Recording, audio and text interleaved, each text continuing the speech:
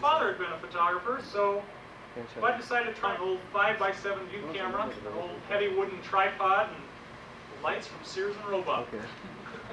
And he started photography. And he did what some of us younger guys only heard about in the movie Easy Money, kidnapping.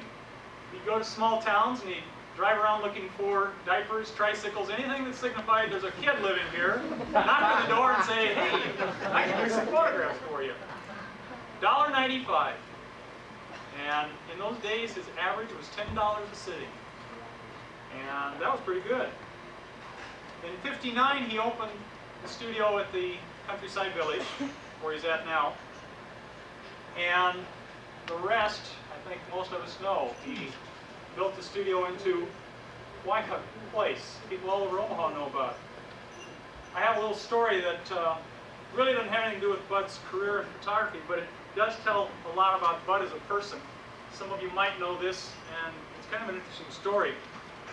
Years ago, our friend Ed Arnold had traveled to Mexico, and he talked to Bud and Donald both. And he talked them into going down to Mexico. He said, you know, the people down there, the Mexican people, are so warm, you're just going to love it. So he started studying Spanish and headed off for Mexico. And by the time they got off the bus, they were in a little village, and they met a group of young children who were selling gum and candy on the street. And Bud took their photograph. And when he returned to Omaha, he sent this photograph back to these kids that he met. And months later, he went back to Mexico and went to the same village, and he looked up these kids again. A friendship kind of developed, and he photographed these kids individually.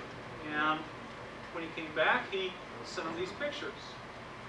But when Bud came back, he was contacted by one of the kids, and it seems that this young boy's father had just died, and he left this 14-year-old boy kind of wondering what he was going to do. He wanted to be a doctor. And he called Bud for some advice. What should he do? So he said, should I stay in school? What should I do? Bud said, stay in school, definitely. In fact, why don't you come up to the United States and learn English up here and study and go to school up here. And with his mother's support, this young guy came to the United States, and after he'd been here for a few months, it was pretty obvious to both of them that this was a relationship that was really blooming into a father-son type relationship. So Bud asked him, you think your mother would allow you to stay a little longer, maybe graduate from high school? And contacted, and Mother said, that'd be fine. And with her support, he stayed. After the young man's 18th birthday, Bud officially adopted him. In fact, had to go through some personal bills through Congress in order to do this. The young man is his son, Steve Reese, who we all know has gone on to become a very successful photographer in his own right. And another of the younger children also joined Bud and Steve in Omaha, and that's Steve's brother Jim, who also works full-time in the studio. A few of Bud's accomplishments, besides raising two boys. He, again, Bud, this isn't meant to be all-inclusive. He has been president of the Professional Photographers of Nebraska in 1970. One of the, again, early charter members of the PPGO. He earned the National Award for Service to Professional Photography in 1982 from the PPGO. He earned the Photographer of the Year Award, the Alvin Lewis Memorial Award in 76, 78, and 79. The Best Portrait Photograph in 79 for the state. Top Wedding Album in 78 and 81. The Jack White Memorial Best Photograph Print Show in 76. The Photographer of the Year in the Masters Exhibit in 82. And Bud has earned over 192 merits from the national organization in print competition and speaking again. Bud's taught photography seminars around the country, and he still is active in the portrait studio. In fact, the very first photography seminar I ever took was from Bud Reese. I think it was the first PPGO meeting I ever showed up at. Rick Billings here cornered me and dragged me to a meeting, and Bud cornered me in the back of the room and said, hey, what do you know? And all of a sudden I found, here's this guy, I'd looked at his ads all my life. I thought, who is this guy? And he's talking to me, and he invited me to a seminar, and I came away from his seminar just awestruck by the photography and by the guy. Here's a guy who would talk to me that was one of the pros of town, and that really impressed me. He's not just an outstanding artistic photographer, he's also a businessman. In fact, he was just a week or two ago featured in the Omaha Midlands magazine with his campaign for advertising. And we've all watched his advertisements. They're really interesting. We're really fortunate to have Bud here tonight to receive his lifetime membership, and I would like to present Mr. Mervyn Bud Reese. If you come forward, Bud.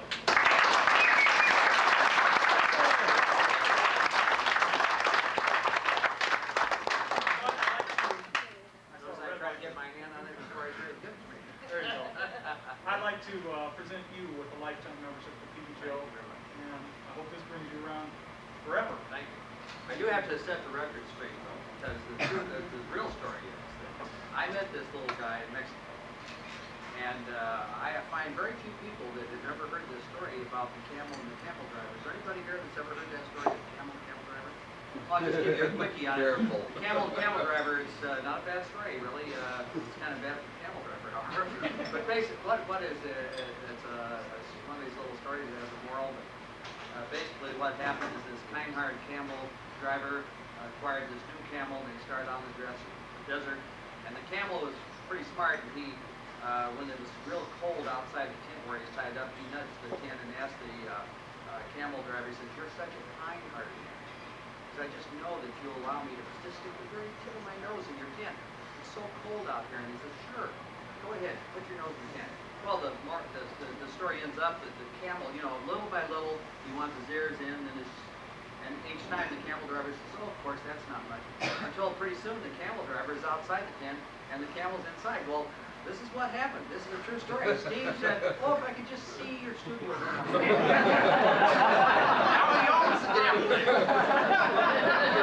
I gotta just tell you what quickie though, because you know, I always hated the name Mervyn. I just hated it when the teacher would say, "Mervyn, go to the cloakroom." And I think I was a good kid. I wasn't a troublemaker. You guys know that.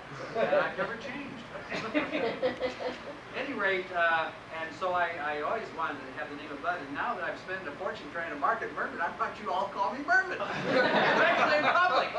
Thank you very much.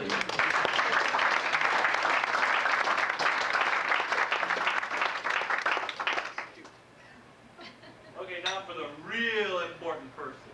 Our speaker tonight, Mr. Michael Meuret from Norfolk, Nebraska, has owned Michael's Photography for 10 years. He's a heck of a nice guy. I think many of you here know him already personally and recognize what a fine individual he is. And we hope that tonight he's going to show us a great picture. Mike?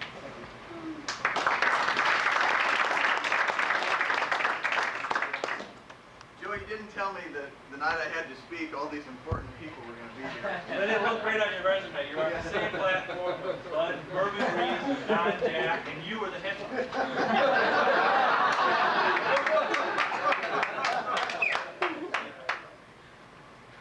Every good program has a joke. And so about 9:45, if I have enough courage, I'm going to tell you one.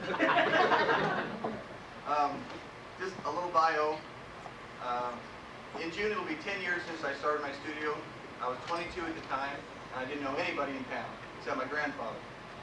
And moved to Norfolk. That's about 40 miles from where I grew up. I always wanted to be a photographer. I always wanted to have a photography studio in Norfolk. Don't ask me why. It's just one of those things you just kind of want inside. And through the support of my family and a little education, I was able to do it. Currently, I have a staff of between 4 and 7, depending on the time of year.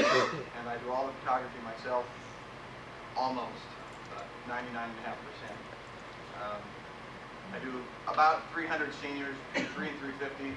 I don't have a computer in my studio like a lot of you do, so don't ask me what my average is. Don't ask me exactly how many I do. I can tell you pretty close, and but that's as good as I can do.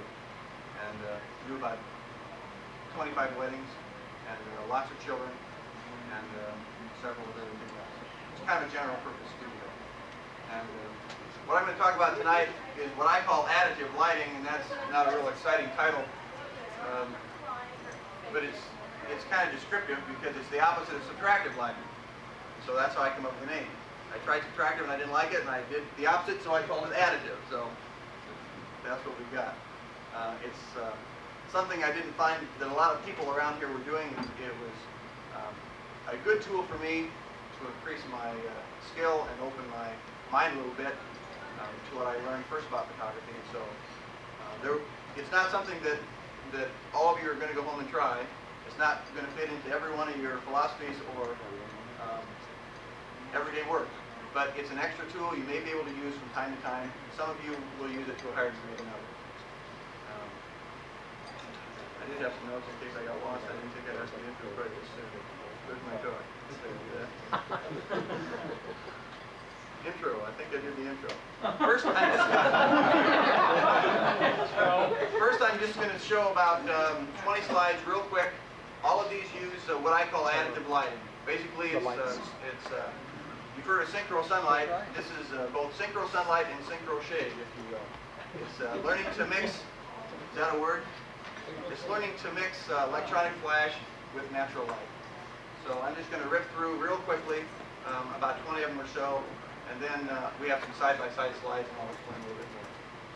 So go ahead and hit the lights if you want to, whoever's going to do that. On the way. I got my leash, I can't go very far. Maybe I'll just do that. He's getting them. We're standing. Oh, okay. All of these are using electronic flash. Please don't be too critical. Are you using the light modifier at all? Yeah.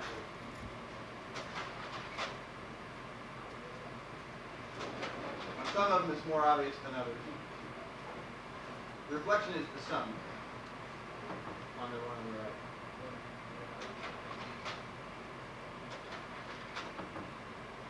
And the shadows on purpose, believe it or not.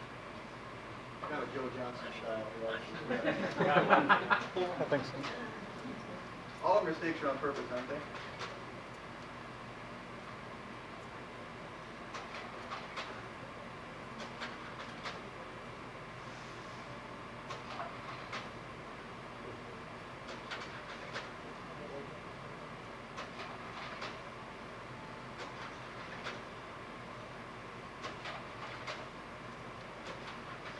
The one on the left is one of my favorites. I didn't have his head quite placed where I needed it to, but it shows you some of the things you can do with electronic flash outdoors. But you need to be a little short. Some of these are mistakes, and I'll direct your attention to the one on the left. The shadow of her hand is very, very bad. And sometimes you learn more by looking at mistakes than you do at looking at what worked. Can you hear me in the back? Yeah.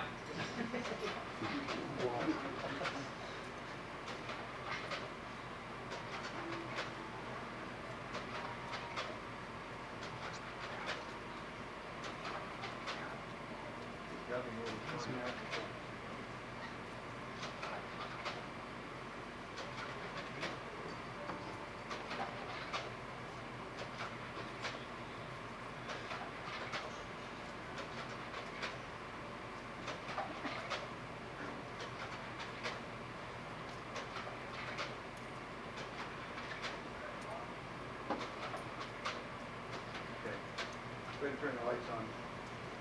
Not all those obviously are going to be big sellers, but they're just kind of show you a sampling of how I use. I learned portraiture at a Donald Jack seminar, so it's appropriate, Don, that you're here, or that I'm here when you're here. And I also work for Dave Raymond and Carney. Some of you have been in business a while remember Dave. And when I learned to do outdoor portraiture, we learned to do it kind of the old, I call it the old classic way. With simply natural light, and to look for holes in the sky to create a nice directional light pattern so you can create modeling in the face. Same as we do in the studio. And after working in the field for a few years, I found out that those situations are not always perfect, that I had to work in. And some of your heads are nodding, so you know what I'm talking about.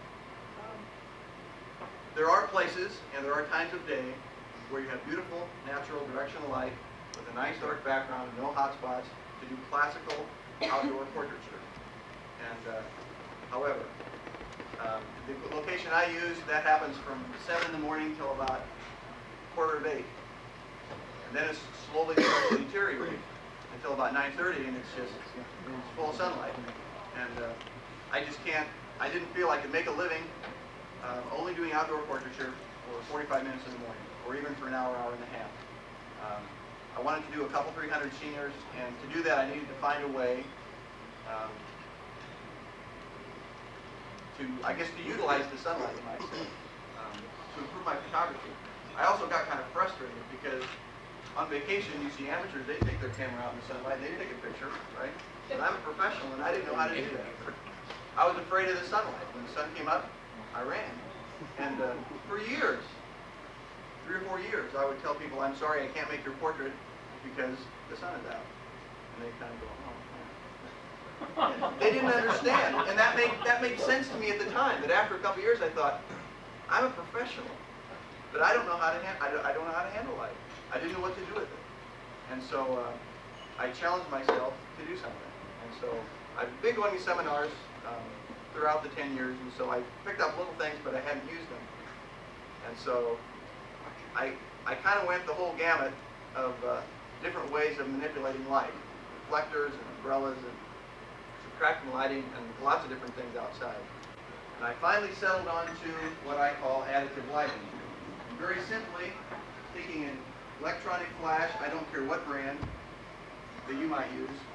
I use Illumidyne, it's the only one I've really ever tried seriously. There are probably others out there.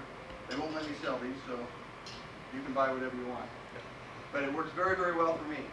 And it's simply taking a lighting situation that does not have directional light. Open shade, cloudy day, a wedding altar area that just, the only directional light might be spotlights from straight above. We've all had this situation, haven't we? Where if there were not directional light, then what we want to do is to add a layer of directional light, and I use that with electronic flash. Very simply put, that's all I do. Metering gets to be real interesting. You get pretty good at metering ambient light versus electronic flash and doing the ratio thing. And it takes a little experimentation. Very simply, that's what I do, and I'm lost, so I'm looking at this sheet right here. Oh, I'm okay. I also found that on windy days I had trouble outdoors, so I'd go farther back into the trees, and pretty soon I was back so far, I lost my nice directional light. Even if it were there out where I like to shoot, the wind was so bad if I had to go back in, then that wouldn't work at all. And there were some portraits I wanted to make in the sunlight. Seniors with their cars, seniors with their water skis, and things that probably should be done in the sunlight. I mean, that's where they use them, that's where they have them. They're naturally used to seeing them in a sunlight situation, and I wanted to be able to do that. Okay, so I started with a reflector. And, oh, I got to tell you one other thing that really made me do it. One of my competitors went out and took a beach picture one year, back in about, I don't know, 84 or 5, I suppose. And it was good. And the kids liked it. And I liked it. Of course, I couldn't shoot on the sandbar because she did it on a cloudy day, but she put it in a brochure, and everybody liked it, and they were asking for it. That year, the river changed channel. I shoot out by the river, Elkhorn River, and left me a 300-foot sand beach. So I had customers that wanted it. I had a beautiful 300-foot sand beach just by the grace of God that just appeared. Okay, so I forced myself to learn how to do that. So I started with reflectors. And I tried to take them out in the sun and reflect that light back into their eyes. You ever try that? They can't see. It's just blinding. And so I knew I had to have some kind of electronic flash. And so before I spent money on one of these, took a Vivitar and I don't know, taped it or something around the stand, and I took it out with an umbrella. Well, that umbrella lasted 4 times it was blown down in about 2 minutes. In Nebraska, that just doesn't work. So I made little homemade sandbags. So I thought, oh, a little sandbag in the light thing, right? My back was so sore. I mean, I couldn't, after 100 yards, I just couldn't carry the thing around. So, I mean, I think I tried almost everything. So then I went to, I think I threw away the umbrella, and I threw away the sandbags, and I went to a bare bulb because Don Blair used a bare bulb, and he's kind of important, and he lost all his hair, but he has a lot of money. And he's very successful. So one of those, he did right. So I tried a bare bulb. And that was not too bad. It gave you a nice fill in, but the shadows were way too much. Okay? And all this time I was learning how to mix the sunlight with the light that was already there. So I didn't like the bare bulb, but I used it probably for a year. Okay? Then I went to a reflector, right here. This is the one. That didn't work too bad. It was lightweight. It didn't blow over in the wind. Didn't take an assistant. I could place a light. It would stay most of the time. And it's pretty rugged. When it blew over, it went right back to work. And if I wanted bare bulb, I could just take it off. It was very, very efficient. I could throw a light way past where Bud's sitting over there and it'd be effective. And it was battery powered, rechargeable batteries. So it was pretty good. It took me, I suppose, 3 years to get to the point where I am now. Is this making any sense? Oh, yeah. Okay, all right. Maybe I should stop and see if there's any questions before. Yeah, Mike, you were talking about metering for ambient light. Now, do you just go by distance, or do you actually meter or flash meter with that? I found that with the Lumidyne, Bud is very, very, very accurate. I also do a lot of double checking metering. I also, to be honest, do a lot of guessing, and I did a lot of bracketing for about 3 years. And I still do. If I'm a little bit unsure, I'll bracket. Do you feel that's still necessary? To bracket? Yeah. Because you probably have a good feeling after all this time. The locations that I'm used to, I don't bracket very much. Incidentally, I would like to compliment you on that photography. I think it's excellent. Very nice technique. Thank you. Also, are you using, for the most part, you know, the thing that's interesting to me is I want to know, is this going to be something that's most of us will do things if they're workable for us, and the easier it is, the more we're apt to do. But if you have, you know, if you have a lot of lights to worry about, probably you won't do it. Now, you, for the most part, on those photographs you showed us, was that one light, or do you use more than one light? One light. I do use an assistant. Meuret. For PPGO. However, that's really not necessary for this process. I just find it faster and better with an It's a cardboard box. female assistant, and she's very, I don't know what I'd do without her. Now, you might have mentioned this, but I think it'd be helpful to give us some kind of a lighting diagram if you can, even if you just describe it. In other words, I don't know if I'm asking questions that are not important to the rest of you, but I'm really impressed with this, and I'd like to know more about how I've noticed it looked like some were pretty much just flat on, or especially some of those backlight ones, which are very nice.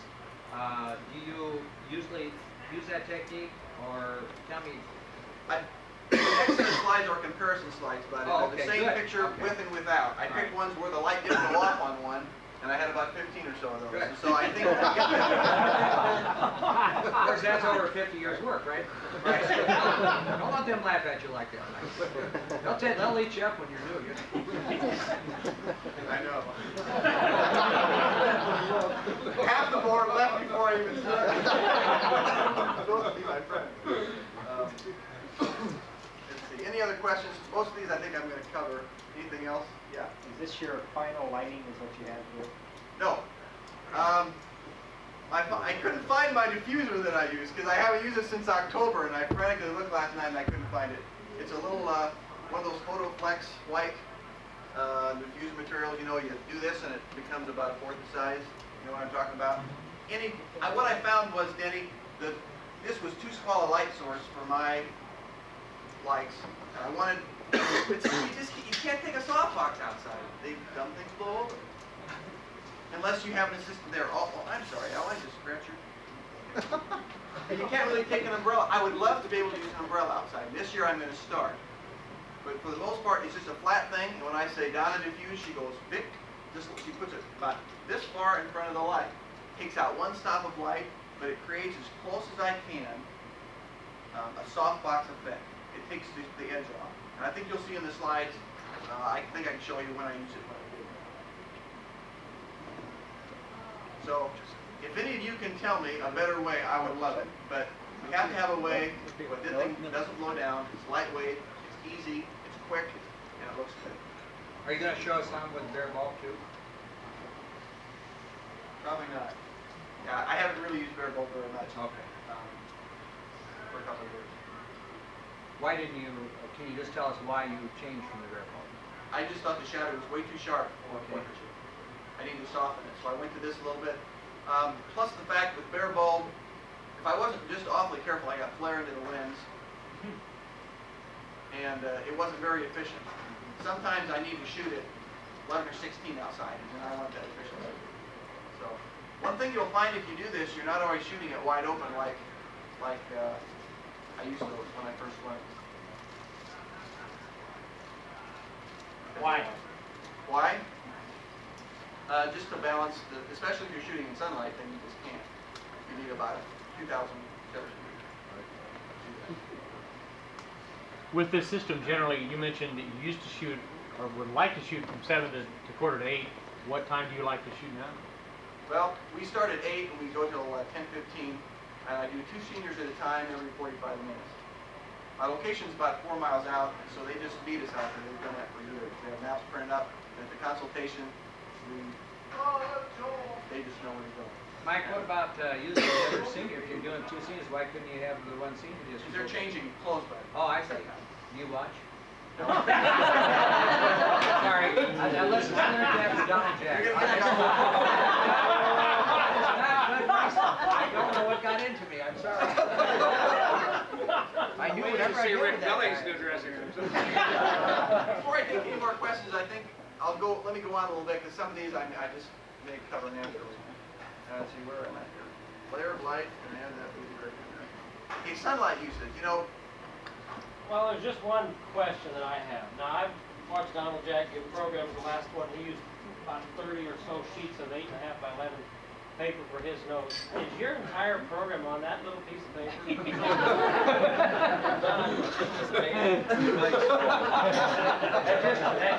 see, I never know if I get off. Raider, that just goes to show you who the professional is. A lot of us use the spotlights indoor now, like the vinyl spot or the tri-light. How many of you use those? How many of you like those? Okay. I like it. I use it. And so I found that I can do the same thing outside, just with a very specular small light source. I think I thought someone was crazy if they showed me these pictures 10 years ago. I said, you can't do that. That's not an outdoor portrait. The sun is hitting the background. Sun is hitting the subject. And yet, look at the Spiegel catalog, and they do that. Fashion photography, they know how to mix sunlight and flash, so why can't we? So that's what we do. Now, what do I do when the light's perfect? Shut it off. If I have beautiful natural light, I mean, there is almost nothing beautiful, almost nothing. I mean, that is really neat. And so, don't use it. This is not something to use on every picture. But, you've got a family of 12 people and you don't have directional light, I just dare you to put up a subtractive lighting thing. Just take those black scrims out and try it. It's just awful. Oh yeah, subtractive. I was going to tell you about that too. I tried subtractive. You know, I bought the big black panels, one like this and one like this, and then you try to hook them up. When you do that, you take enough, I should say you, when I did that, I took enough light away from that area where the subject was. I had to open up my f-stop, 2 settings. What's that do to your background? Lightens it, 20%. And I didn't like that. So, plus my gosh, trying to work with any speed at all, it's, you know, every pose you have to move and the wind's a problem too. So that's kind of out of frustration of all the things that didn't work is how I came onto this. And one day, Keith's not here, but I wish you could hear this. One day I called my friend Keith out because I said, Keith, this is really strange, but I'm doing something that's got to be wrong. I did it for about a year and a half, and I said, the only people I know that are doing this are Donald Blair and there's somebody else that are on the national circuit. I said, tell me what I'm doing wrong. I don't want to do portraiture wrong. I mean, I want to make a living in this business. And the only 2 people he knew were doing were Donald Blair, I don't know, somebody else. So either it's something that could be a coming trend, or we just don't know any better. But I found that it's enabled me to work at times of the day. I can do an outdoor senior at 2 o'clock now. I don't always like to, but I can. And I'm not afraid to handle the situation. Okay. So you can get off if you have notes. Michael, does that make a difference, in your opinion, as far as the color of the eyes, working in the middle of the day like that, with all that light? I don't normally work in the middle of the day. Our outdoor is scheduled, but on occasion, if I have to, I guess I haven't noticed any difference. Well, you should be a better color in the middle of the day, actually. I just wonder if you notice whether you do or not. in the eye itself. What this will do is it will sharpen the faces, it will whiten the whites of the eye, it will warm up the shadows because it's 5,500 degree Kelvin, and often with a blue sky is like 7,000. So it will warm up your subject. It just makes them pop out a little bit in the background. If you overuse it, and I've got some in here where it's overused, it looks off. It's like salt. You just have to be very careful. There's one last little comment. You get pretty good highlights in the eyes too, don't you? Feel like You get with outdoor portraiture, oftentimes the catch lights are indistinct. And what you see for a catch light, how many of you have to draw on catch lights outside? This does give you a catch light, which is small, and we like to enlarge ours a little bit. But it's nice and white, and it's very distinct. And it cleans up the whites. It also helps on retouching a little bit. It also, there's some bad things about it too, and I'll show you those as we go along. It's not a fantasy. Okay. Why don't we go to the next set of slides? They're kind of comparison. Told Monty to wave at me when it was 10 o'clock because I don't want to keep you too late. We started a little later than we were supposed to. how do you trigger it? How do I trig it? The first year I just used an extension cord from Kmart, 99 cents. But then I bought a radio slave, which is what I use now. And it's pretty handy. If everything works.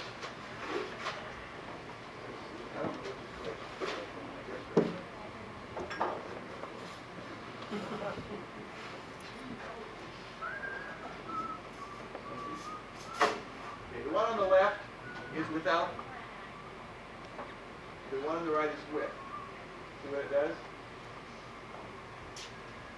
In the studio, we wouldn't light people like we do on the left, but outdoors, I found I was settling for that kind of lighting and just accepting it as portraiture. And yet we wouldn't do that, I wouldn't do that in the studio and try to pass it off as a picture. What's the distance to the light source? And what's in front of it? This would be this Lumidyne you see with the little diffuser. And you can use anything, any little sheet of white diffused material. Now this looks like there isn't a lot of bright sunshine at that time. I'm looking all the way back. It looks like there might be sun on that open area in the middle. Yeah, this is pretty good shade, but this is either on a cloudy day or early in the morning. And it got a nice background except for one little spot. But actually, the light is all from overhead. It's still not good lighting. So we try to do about 6 to 8 poses of each senior, and I do 2 at a time. And to find a spot that's perfect for every picture, I just couldn't do it. And you do let them change clothes out there? Do you think, is that practical? Oh yeah, it's do you think it's necessary, I should ask? they like it. We just tell them dressing room number 1 is to the east, and dressing room number 2 is to the west. And they don't. It took me 6 years before they talked me into letting them do it because I thought this is not right. But they don't care. They'll go in the bushes, and most of them bring a friend.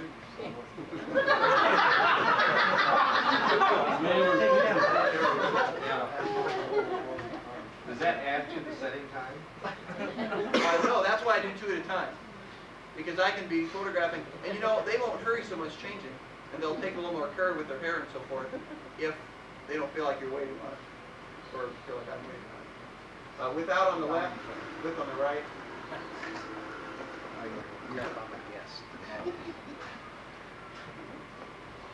Do I like the sunlight? No. Does it sell? Yeah.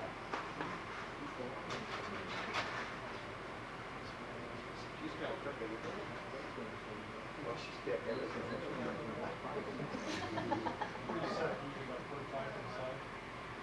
I try to get a loop light. When I first started, I tried to do a Rembrandt, but that just until I've got unless I have a really large broad light source, I just didn't like that no shadow very much. It bothered me, and it'll show up on some of these. See how the whites of the eyes come out? Now this light is just off your camera then? This light is at about wouldn't be 45, I suppose about a 30-degree angle off axis. And how far away, what's the distance from the subject? 6 to 8 feet. Although I can, some of these it's farther if they're in the river. And your camera is about the same distance or further closer?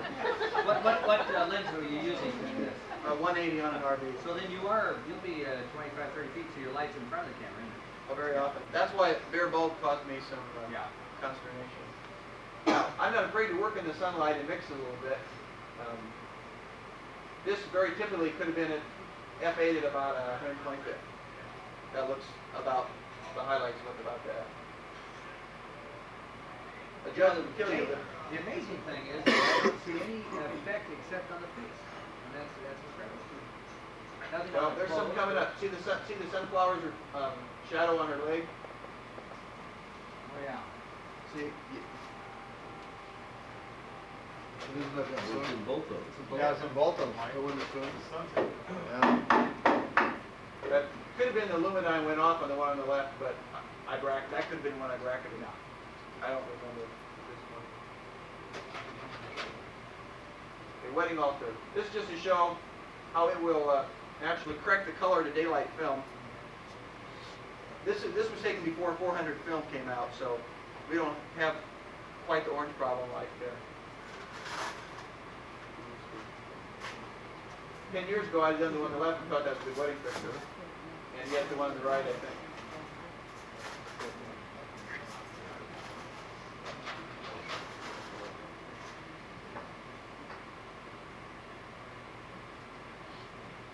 It's kind of amazing. You just look at the eyes, and there's something about it.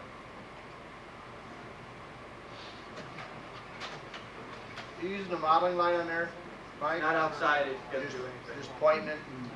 Yeah, point and shoot. It's pretty easy to train an assistant, you know, to look for the angle of the face. Just to put it right there.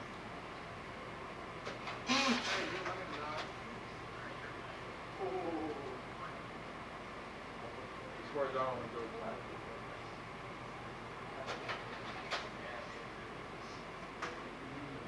Now that one's probably about 10, that's probably about the last picture I took that day. We got a lot of sun.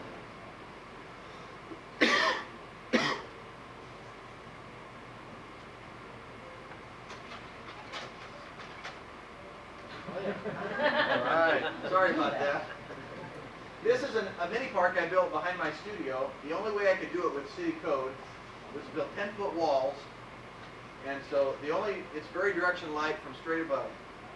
And I built this the same year that my competitor took the beach picture, so it all happened about the same time. I needed some way to light these subjects. So I can use an umbrella inside this building, because there's no wind in there, but I don't always. Michael, Yes? you think it's in good taste though, having somebody on their back like that with the legs up?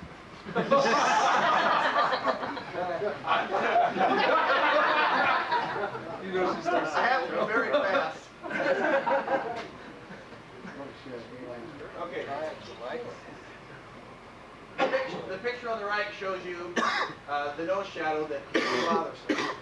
You have to be kind of careful. That's why, you know, sometimes I wish I had a better way to do a broad light source. That's probably without a diffuser on the right.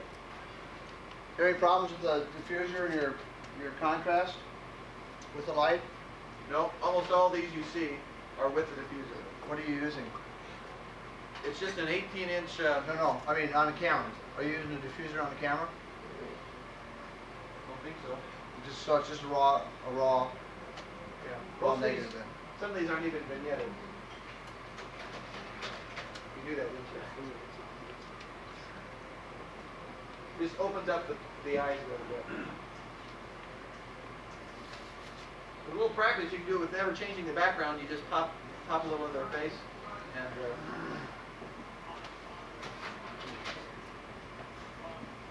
okay, the one on the right is overdone, in my opinion. The background's too dark. It looks too flashy. It's too artificial.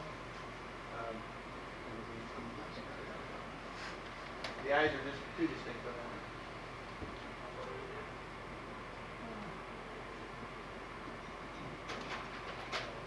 Uh-oh.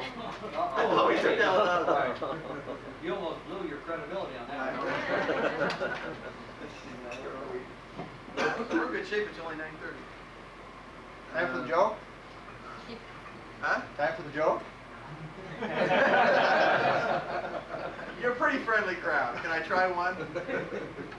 Well, I thought when you had Don and I up there, that was your joke. You heard they fired Danny Need yesterday. Nice try. No, we didn't hear it. You didn't hear that? No. I hired a Chinaman to run the team. His name is Winsome Soon. That's all you get. That's all you get. Nice program. I know professional photographers who have solved their lighting problems outside by using on-camera flash. Would anybody here be caught dead with an on-camera flash? I know people who do it. I guess I shouldn't criticize, but I probably will. I think it's very, very amateurish. And what's the difference besides the size of our negative and maybe the posing? We walk out there with a flash on camera. I studied at Winona, paid good money to hear an instructor, and he was good on his indoor, but for his outdoor, flash on camera, 250, 5.6, they don't know the difference. Come on. Sorry. But aren't we professionals? That is, I took issue with him, and he didn't like me by the time Friday came. Did you get, I don't even tell what the kind of story. grade did you get on the course? He bought me a book as a going away present. Let's see. From Dale Carnegie? No. Class wasn't even over. Okay, I don't work with this company, but I'll tell you what I like about this system. And I spent money on it, so I had to use it, I guess, basically. I tried a couple Divitars just to see if it would work, and it did. That's the day the umbrellas blew over. So I bought a Lumadine. And the benefits of using one of these are, it's lightweight, it's rugged, it has a very accurate guide number. There's a chart. I used to have a chart. Okay. Oh, there it is. There's a chart, and it is accurate. When it says 5.6, it's 5.6. If it says 11, it's 11. You can believe it. And I've got 3 of these now. They're all just, they're right as rain. The batteries are very small and lightweight, and they're rechargeable, and they last for several years. And the different powers you can use, they're all exactly one stop apart. So I lose one stop of light with my diffuser. So if I say down a diffuser, she goes bing, pops it up one, or I can do it. It's very, very simple. When you start calculating these exposures in your head, it can get really wild. And then on top of all that, if you happen to have a Harrison and Harrison in your pocket, black dot, and you put that in, that takes a stop away. Well, you take that away from the fill light or the main light. Very, very confusing. So I need it as simple as I possibly can. Let's see what else. It's supposed to be 11 benefits. When I wrote this program, there were 11 benefits. I couldn't get 11 on my little notepad. Within seconds, it can go to bare bulb. Versatile, that's right, it's versatile. Go to bare bulb, or reflector, or umbrella if you got one in your pocket. You can stick an umbrella in your pocket. And, or diffuser. Diffuser you can roll up and do like this, and you've got a diffuser. So there's four things you can use right away. It's not that expensive. It's portable. It's battery operated. Some of those I said.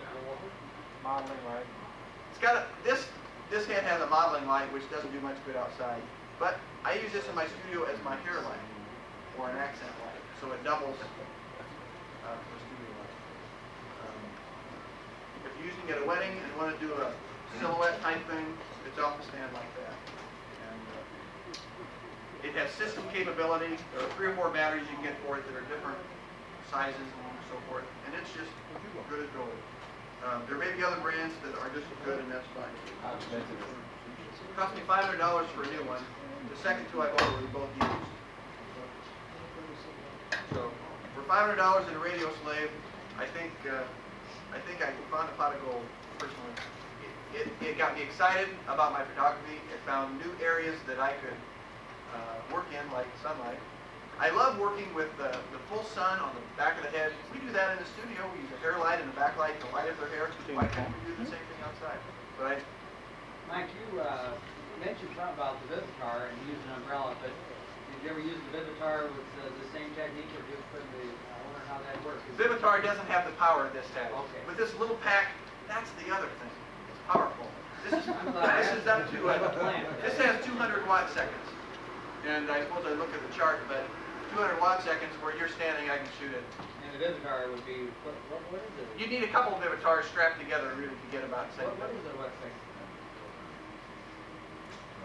100, around 100 minutes.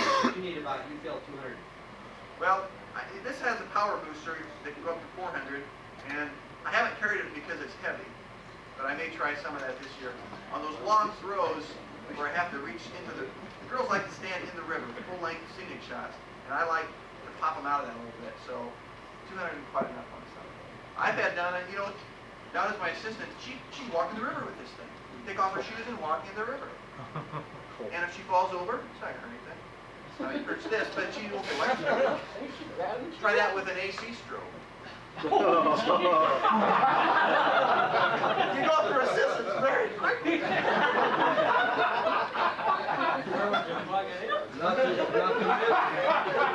Not to mention the expense of the extension cord. Run back to town. Extension cord.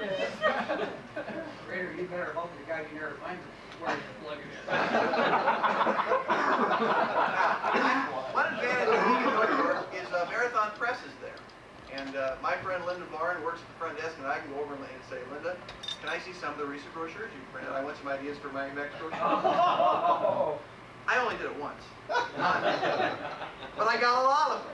And a lot of the outdoor pictures I found that looked like they were done in a mini park or something set up behind a photographer's studio. Beautiful backgrounds, nice directional light.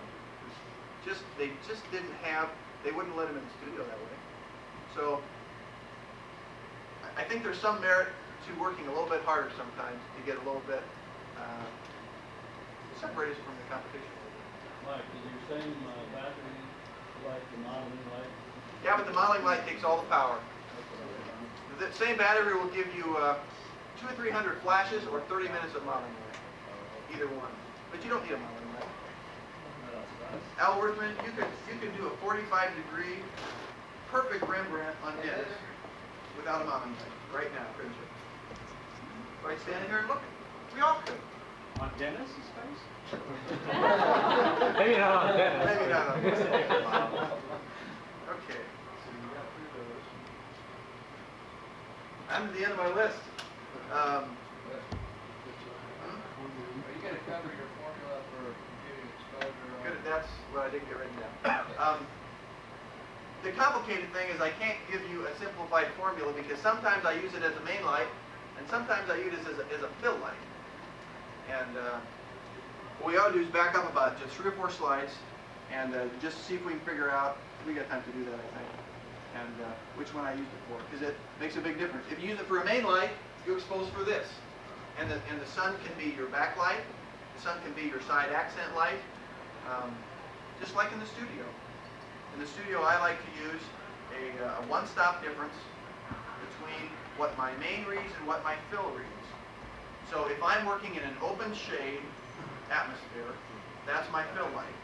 It's non-specular, it's non-directional, it's a basic light, light level. That is my fill light. So I want this, if this is my main, if I'm adding that one layer of light that we would in the studio, then I want this one stop higher than what my fill light is. Does that make sense? How about metering? You ever do that much of that? It's a complicated thing to explain and to try to tell someone else how you meter it. But you go home for 30 minutes and close your eyes. And just imagine, it took me a long time to kind of sink this in, that my fill light is already out at the river. I'm just bringing my main light for the most part. It's already there. So what I have to do is to meter my fill light, which is existing light, couple that with my shutter speed, and then add one layer of main light on top of that. If, in fact, that's how I'm using this, that's how I use it most of the time. Most of the time it's main light. If I'm working in direct sunlight where the sun is a full front, like the shots with the sunglasses. Can you do that again?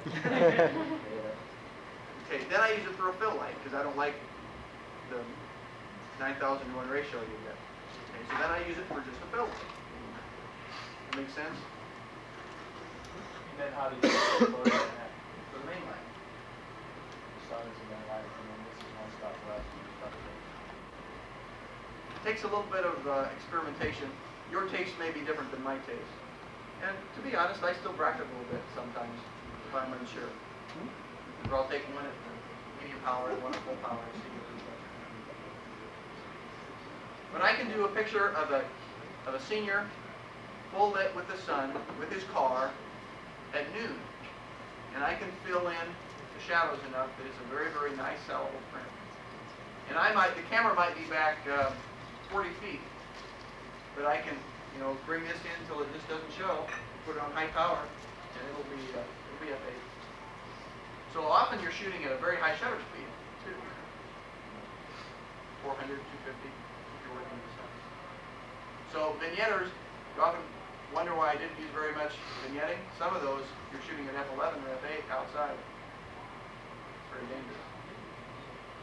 So it'll change the thinking of some of your systems if you start to do that. And I tell you what, it's great with a family. The way those eyes pop out on the singles, I should have bought some family ones. Do that with 12 people, and it was real neat. They can just pop right out. Then family with your lighting system, where do you aim your light? And where's the position to camera? To the camera? How close to the camera, and about what angle do you? I don't know that I have a particular formula, Denny, that I do every time. It would depend on the angle of the faces a little bit, how long the noses were.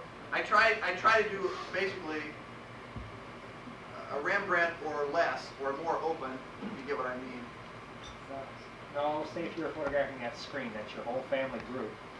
Where do you aim your light at? Do you have your light by the camera? Do you have your light aiming at the far corner? I probably have it about a 20 to 30 degree off camera, aimed at the middle of the group. I don't use a diffuser with families because it just doesn't have that much power. If I'm back, if I have to have this 15 feet away most of the time. You have to put up with a little bit of neck shadows and so forth if you're going to go to this. It won't solve all. It'll create a couple problems. It solves 8 or 10 and it creates 2 or 3 problems.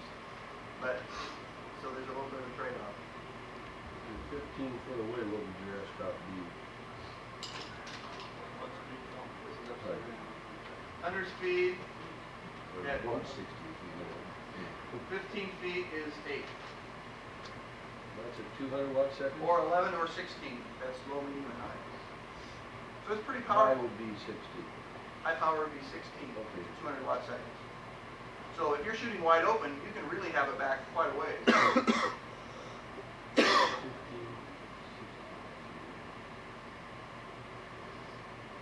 Anybody else doing anything like this?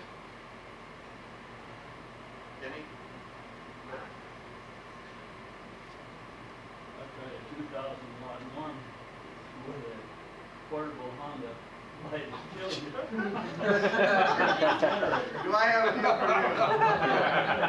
$500. I'm talking about magazine illustration. They're heavy. Mike, do you have a shutter speed and an aperture you like to shoot at? 5.6. 5.6 and 8 is where I like to keep. That puts me most times somewhere between a 15th and a 125th if I'm in the shade. Sometimes, Denny? I lost my Thanks, Danny. Now you lost About, yours. well, I suppose about a year ago, I took a picture of my son on a real hazy day out on a duck fly, just a little handheld 35mm camera with on-camera flash. I got that sucker back, but man, that sucker just jumped off the paper. And it just really whetted my appetite for that additive light on that hazy day. It was just absolutely gorgeous, gorgeous background. With the light on the camera is a little bit flat. And a little bit harsh. I can almost shoot in the rain. I mean, if I can get under a tree where they're not wet, you can take a day that's very, very, very dark, and then the fill light is still very much the same. The light level is lower. But I can take these kids way back in the trees if I have to, and you've got a basic light level. It might be wide open at an eighth of a second or a fourth. If they can hold still, you can make a portrait of them. With your different powers, with the diffuser, with distance, you can balance this thing. And it's not that hard. There's a chart on the side. You got a meter on your hip. 15 seconds, you got a meter, and you're ready. It takes that long to get them posed and relaxed.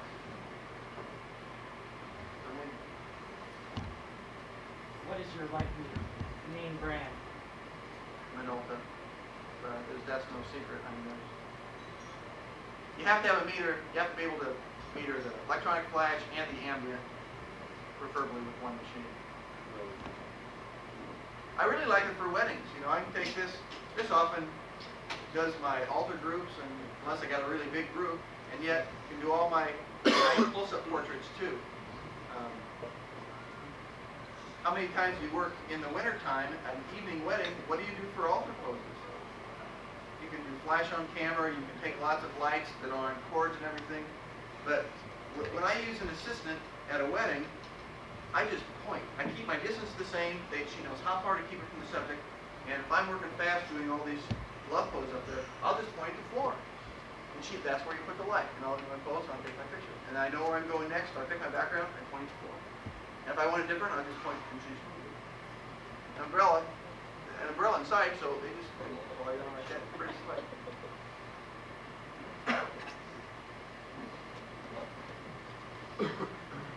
You made one comment earlier I didn't quite understand, that you said that now that we have 400 speed, we don't have yellow pictures. I found that the 400 speed film balances closer to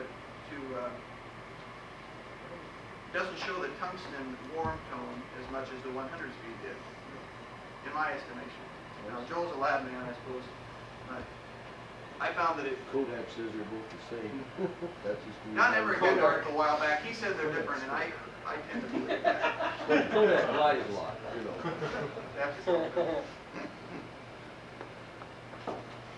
I'm not so technical. Don't ask me about what I rate my film at. I don't do extensive tests. You getting you on the camera? Luminite itself, a little gel, looks like a coffee can filter thing that sticks on the top of that. Have you ever tried that? Do you feel it's kind of confusing? It's a little, it looks like the little plastic thing you put on the top of the coffee can. Oh, this? Yeah. Yeah, when I grab this light, I usually use it with that on. There's very little difference with the little plastic needle buffer that goes on the front. Very little difference. Almost no exposure difference. Very little difference in the shadow edge. But that diffuser that we just hold it in front makes a big difference. And Mike, for another unit, if anybody wants to do any comparison, Norman also has a 200 and a 400 now. It's a similar price. Lumidyne just came out with a 600, and so I might look at that. You know, I don't want to get too heavy because then I'm kind of defeating my purpose of working with broad. Right. At 200, I mean, this can grow. It'll grow quite a ways with it. So, by using something like this, it may allow you to add some things to your product line you haven't had before. If you don't work in direct sun, if you don't put kids up on rocks or fences or bridges or things, to do the graphic type of illustrated portraiture that seems to be popular now, it can open that for you. The last thing I've got, I just threw in, I won't say how many because I've been wrong the whole time. There's several slides of just some other work that I do. I think all of them are seniors. It'll show you some of the other, most of the indoor work that, just to give you a little, so you might get some ideas. But I don't leave this if you have some more questions. Great.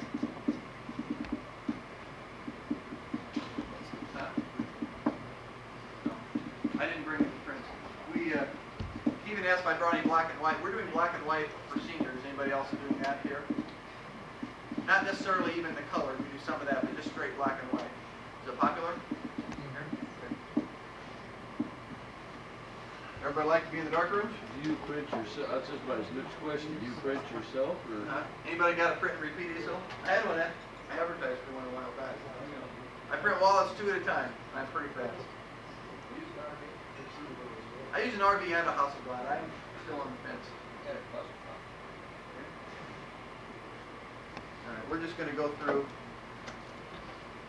There's about 12. Not very many. Here we go.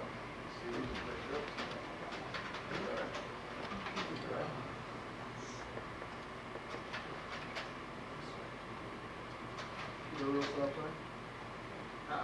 Felt.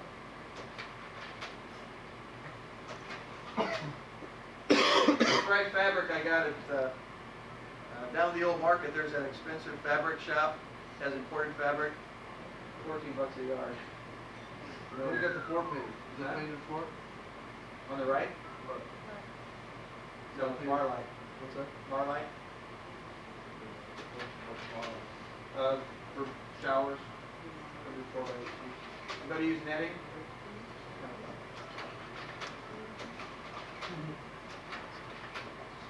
Now. Which one's bottom, which one's German?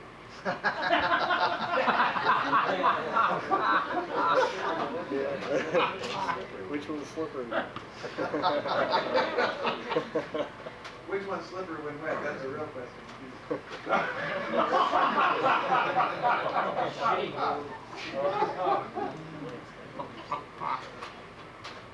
It's all slides.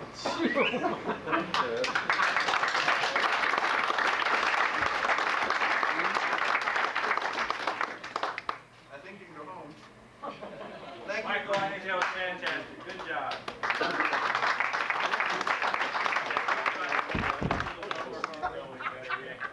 All right, Steve, get the camera again. On behalf of PPGO and PPGO, we'd like to award you with both sides. Thank you, Joe. Thank you, Retention. Yeah, there you go. Well,